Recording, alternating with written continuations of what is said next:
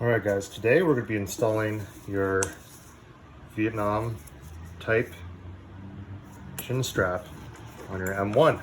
And when we're done, it should look something like this. So this is the left side if you're wearing the helmet. So left side if you're wearing the helmet. Let's just get up there and on the inside. Okay. And then the right side when you're wearing the helmet. And that'll be the longer side with the clasp.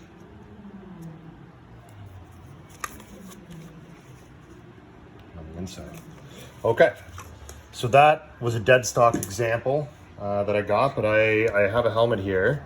One's actually nice, got the actually the ROK stripes on there, which is pretty cool, but it was missing a chin strap. So I've purchased some NOS ones and did some research on how to install them, and I'm really hoping I don't screw this up. So the first idea is you'll kind of just squeeze and bend these, and make sure you've kind of already extended this out as far as you want it to go. I would say extend it out almost max, so you're left with almost nothing. See, that's where it used to be extended to, right? So you don't want to have a big, long, flappy strap just sitting there. As you can see in my dead stock example, actually, it looks like they probably, I don't know if you can see it there, they probably cut it off. Sorry, it's a little bit out of focus. Probably cut it off at one point. So go ahead, and actually, it looks like you can do this by hand. I have some pliers and things handy just in case. And the main thing is you kind of only want to do this once. And see, I've already made a mistake. Make sure it's clipped in all the way. So to do that, so now it's fully in, almost. Man, that's why I do these videos live, just show what it's really like. Okay, so there, it's fully on, fully extended. I'm gonna start to bend these down.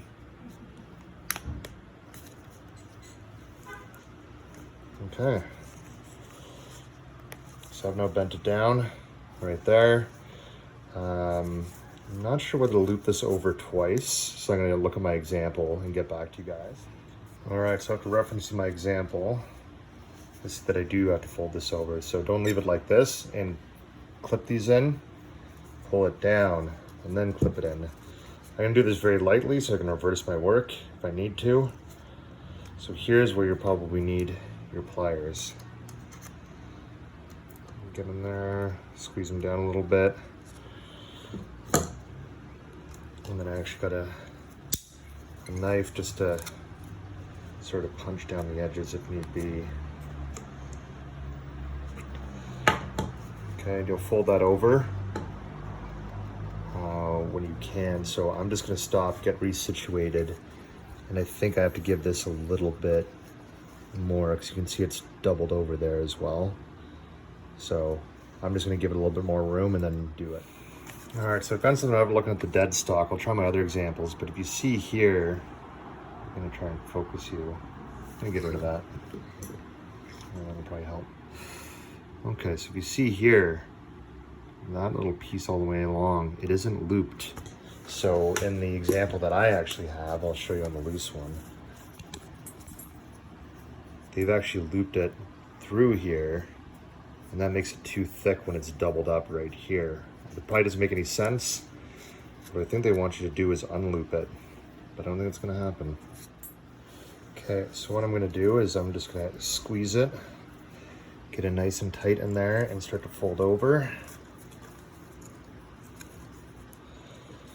And squeeze and fold over. And that way I got a little bit more room to work with. Boom, one over. Oh, sorry, I'm out of camera view there. And that one over.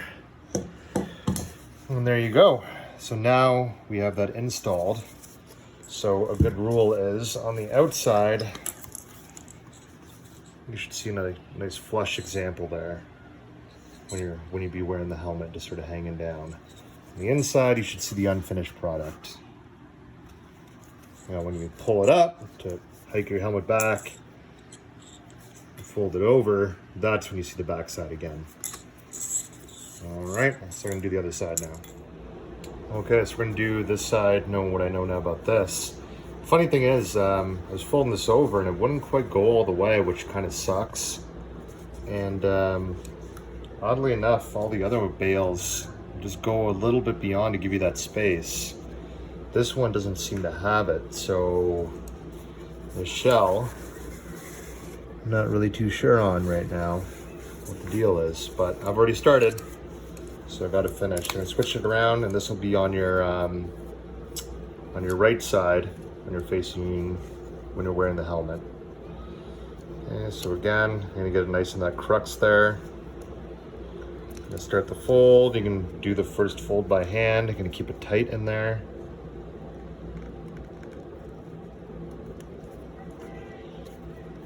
I'm gonna keep it tight. That's what she said.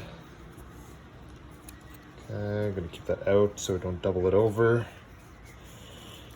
Okay, so I've done that.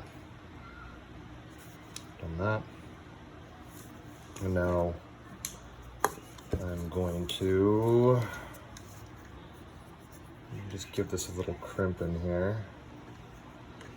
Basically just try and get this nice and squeezed together and get everything nice and tight in here. When I do that, I'll kind of fold in. And a little bit more. Boom. Nice and nicely crimped. And again, this is me as a beginner doing all this stuff, trying to show other beginners, so don't take me as any kind of expert on what side they're supposed to be on. This is simply just the stuff that I heard in the forums when asking the more experienced guys. All right, I'm gonna slide my liner in. Would take my chin strap out, but this is buckles a pain in the ass. So normally what you then do, you fold that up, you fold that up. Really don't have a lot of play with them. They're a lot tighter on these bales than I would think. So I'm gonna mess around and try to get them fitted. I think on this one, I'm gonna do an alternative. I'm gonna fold it in and then go around like that. And so just keep it down, and it'll actually keep it nice and hidden when you go to pull it around too. So anyways, that's how to install a chin strap. The US M1. Again, you probably noticed the P there. I think the American ones all had anchors on them. I'm in Canada, so this might be a Canadian version of it.